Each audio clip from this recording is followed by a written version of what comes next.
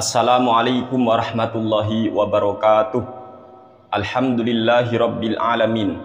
Al-qail fi kitabihil karim, dzalikal kitabu la raiba fih, hudal lil muttaqin. Nusalli wa nusallimu ala rasulihil amin, sayyidina wa habibina wa syafi'ina Muhammadin wa ala alihi wa sahbihi ajma'in, amma ba'du. Teman-teman sahabat Sanioya yang kami banggakan, disebabkan makin hari makin banyak orang yang selalu berteriak, mari kembali kepada Al-Quran. Maka dari itu kami akan mencoba untuk membacakan salah satu kitab karya ulama Nusantara. Kitabnya namanya adalah Al-Ulama Rahimahumullah Al-Mujaddidun wa Majalu Tajdidihim Wajtihadihim. Ini karya daripada Kiai Haji Maimun Zubair rahimahullahu ta'ala rahmatal abror. Semoga kita mendapat barokah dari beliau, amin ya rabbal alamin. Di kitab ini beliau menjelaskan kepada kita, tepat di halaman 28, wa innahu lamu'jizatun abadiyatun mustamirratun ala mamarriz zamani. Dan sesungguhnya Al-Quran itu merupakan mukjizat yang abadi, yang terus-menerus akan berlaku di sepanjang zaman. Wa qad takaffalallahu bi nafsihi ay yahfadha hadzal qur'ana minat tahrifi wat taghyiri. Dan Allah sudah menjamin untuk menjaga Al-Quran ini dari tahrif, dari manipulasi, dari distorsi, wat taghyir, dan dari perubahan. Allah sudah menjamin bahwa Al-Quran ini tidak akan pernah bisa dirubah. Wa huwa ahadusnaini tarakahuma lana Rasulullah sallallahu alaihi wasallam. Dan Al-Quran ini merupakan salah satu dari dua perkara yang ditinggalkan oleh Rasul untuk kita semua. Intamasakna bihima lan nadilla abada. Apabila kita berpegang teguh terhadap keduanya, kita berpegang teguh kepada ajaran Al-Quran dan Nabi Muhammad SAW ataupun hadis, maka kita tak akan pernah tersesat selama-lamanya. Wa aujaballahu wa rasuluhu alal muslimina bitamassukihi wal amali bimadhaminihi. Dan Allah sekaligus Rasulullah SAW telah mewajibkan terhadap seluruh umat Islam untuk berpegang teguh terhadap Al-Quran, mengamalkan kandungan atau isi Al-Quran. Wala syakka anna tamassuka wal amala yatawaqqafu ala fahmi ma'anihi. Tapi perlu diingat, kata beliau Kiai Haji Maimun Zubair, wala syakka anna tamassuka wal amala yatawaqqafu ala fahmi ma'anihi. Dan tidak diragukan lagi bahwa berpegang teguh maupun mengamalkan Al-Quran itu harus memahami makna-makna yang terdapat di dalam Al-Quran. Tanpa paham maksud Al-Quran, bagaimana mungkin kita berteriak kembali kepada Al-Quran? Wa qad akhbara Rasulullah sallallahu alaihi wasallam bi annahu sayati 'alan nasi zamanun yakunu fihi dhahabul ilmi fala ya'rifuna ma'aniyal qur'ani wala yafhamunaha.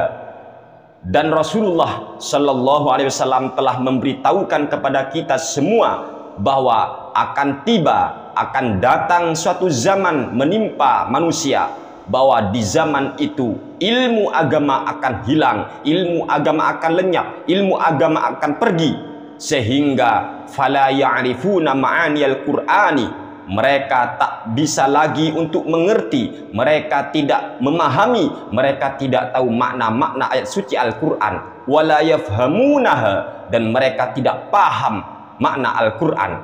Wa in qara'uhu wa aqra'uhu, walaupun mereka membaca Al-Quran, mereka tidak bisa paham. Fayaqra'una al-Qur'ana wala yablughu hanajirahum. Mereka memang membaca Al-Quran, mereka senang ngaji Al-Quran, tetapi tidak pernah melewati kerongkongan mereka. Artinya mereka tidak paham maksud apa yang ia baca. Wa qad tahaqqaqa hadzal madhharu fi zamanina al-hadir min ghairi nakirin.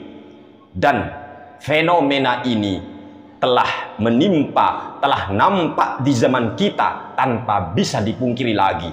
Apa kata beliau Kiai Haji Maimun Zubair?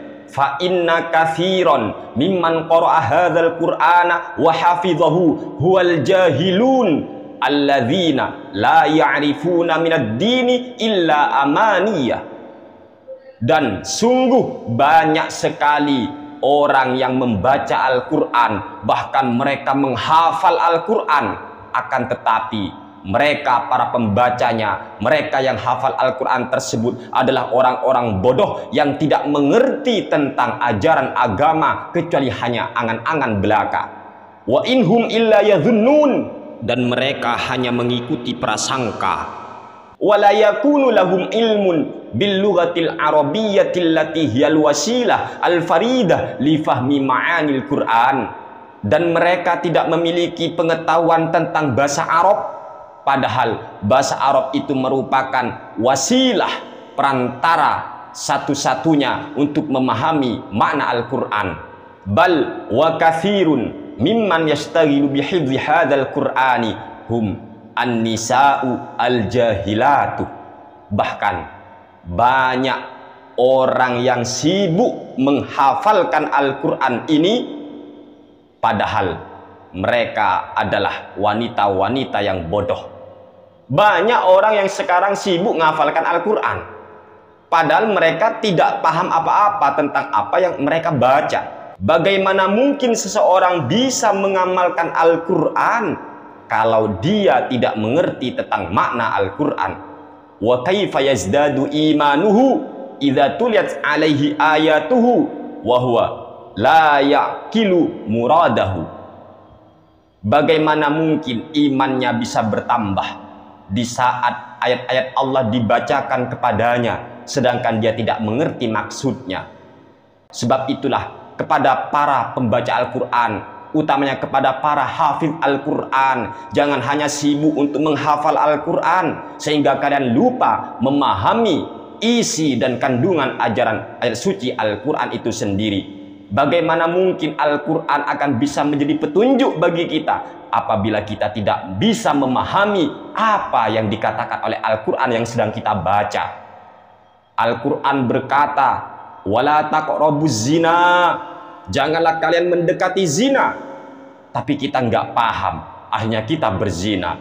Di Al-Quran dikatakan, hafidhu ala sholawati, jagalah sholat.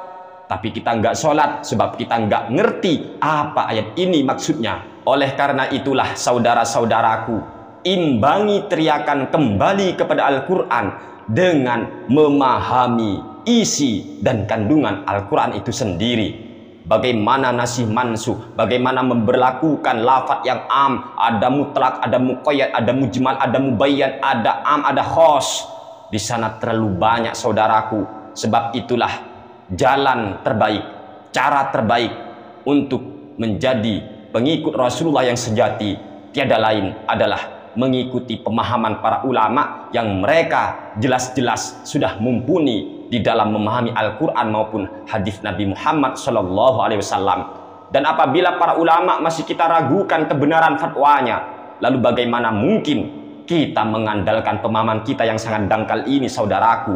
Berpikirlah, tak perlu kita congkak, tak perlu kita sombong, tak perlu berteriak-teriak, kembali langsung kepada Al-Quran. Padahal ilmu kita nggak ada apa-apanya dibanding para ulama. Ilmu kita ini secuil, bagaikan debu yang diterpa angin apabila dibanding dengan keilmuan para ulama-ulama terdahulu kita. Tapi mereka tidak sombong, tidak berteriak-teriak seperti orang sekarang, kembali langsung ke Al-Quran. Tidak. Mereka mengutip karya ulama yang lainnya. Qala Al-Ghazali, qala An-Nawawi, qala Asy-Syafi'i, qala Malik, qala Abu Hanifah, qala. Beda dengan zaman sekarang. Terlalu banyak orang yang sering berteriak, kita harus kembali langsung ke Al-Quran. Gak usah dengarkan imam, gak usah dengarkan ulama kalau bertentangan dengan Al-Quran. Emangnya mereka itu, para ulama itu, dianggap oleh kalian tidak mengikuti Al-Quran? Ketahuilah, mungkin Anda belum mengerti bahwa yang terjadi sebenarnya hanyalah kita beda pemahaman saja. tetapi kadang ayatnya sama, yaitu ayat ini, surat ini, namun pemahamannya yang berbeda. Itulah yang terjadi seperti yang ada di video kami sebelumnya. Mengapa ulama berbeda pendapat? Ya, dikarenakan di dalam Al-Quran itu sendiri, Al-Quran itu merupakan bahasa Arab. Bahasa Arab itu terkadang lafadznya mustarok, lafadz satu makna banyak, sehingga di sana terjadilah perbedaan pendapat. Kemudian ikhtilafu masodir, yaitu berbedanya cara pengambilan hukumnya, sumber hukumnya berbeda. Ada yang satu ngambil ayat yang ini, yang satu ngambil hadis ini, sehingga berbeda. Itulah namanya ijtihad. Sebab itu kita harus saling menghargai, kita harus menghormati perbedaan pendapat. Ingat, orang yang tidak setuju dengan pendapat kita bukan berarti menolak ayat suci Al-Quran. Tidak, hanya saja mereka berbeda dengan kita cara memahami Al-Quran. Oleh karena itulah yang penting, mari kita ikuti salah satu 4 mazhab, baik mazhab Imam Abu Hanifah, atau mazhab Imam Malik, atau mazhabnya Imam Asy-Syafi'i, atau mazhabnya Imam Ahmad bin Hambal. Semua insya Allah dalam kebenaran. Semua insya Allah mereka semua sudah berhati-hati, dan mereka memang benar-benar alim dan diakui oleh seluruh dunia kaum muslimin. Ketika para imam ini masih dianggap salah, siapa orang sekarang yang bisa memahami Al-Quran dan hadis? Berapa hafalan hadisnya? Berapa hafalan hadisnya? Ayo. Kok malah sembrono berteriak-teriak kembali ke Al-Quran, bakar wis tafsir-tafsir Al-Quran, bakar wis gak penting itu, apalah kitab iblis dan semacamnya. Ucapan apa ini saudaraku? Ucapan apa? Bagaimana mungkin kalian akan menolak pemahaman ulama-ulama ahli tafsir, sedangkan andalan kalian cuma Quran terjemahan? Quran terjemahan kau andalkan. Ya Allah, tidak cukup saudaraku mengandalkan Quran terjemahan. Di terjemahan itu nggak ada penjelasan bagaimana nasikh dan mansuh, bagaimana am dan mutlak, muqayyad dan semacamnya. Tidak diterangkan di Quran terjemahan. Bagaimana mungkin Anda akan menolak ulama-ulama ahli tafsir hanya berbekal terjemahan? Cobalah berpikir, kan masih berfungsi otaknya. Afala taqilun, afala tatafakkarun. Kalau pusing minum bodrek. Sekian, terima kasih. Wassalamualaikum warahmatullahi wabarakatuh.